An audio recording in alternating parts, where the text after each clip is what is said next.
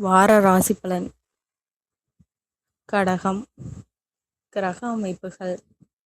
ராசிஸ்தானத்தில் சுக்கிரனும் குருவும், குடும்பஸ்தானத்தில் கேதுவும், சத்ருஸ்தானத்தில் சந்திரனும், அஷ்டமஸ்தானத்தில் ராகுவும், பாக்கியஸ்தானத்தில் சனியும், லாபஸ்தானத்தில் செவ்வாயும், போகஸ்தானத்தில் புதனும் சூரியனும் இருக்கின்றார்கள்.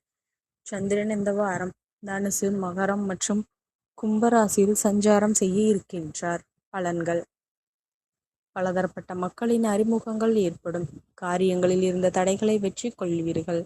சகோதரர்கள் வழியில் ஆதாயம் உண்டு. வியாபாரத்தில் இருந்த தேக்க நிலை குறையும். முடிவுகள் எடுப்பதிலும் பொறுமையை கடைபிடிக்கவும்.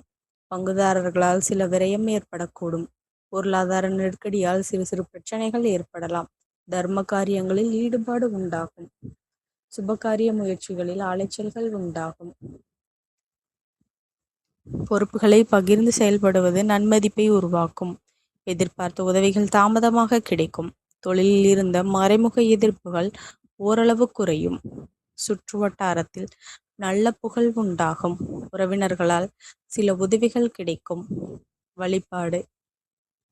சனிக்கிழமை மகாவிஷ்ணுவிற்கு துளசி அர்ச்சனை செய்து வழிபடுவது உங்களுக்கு மிகுந்த நன்மையை தரும். நன்றி கலந்த வாழ்த்துக்கள்.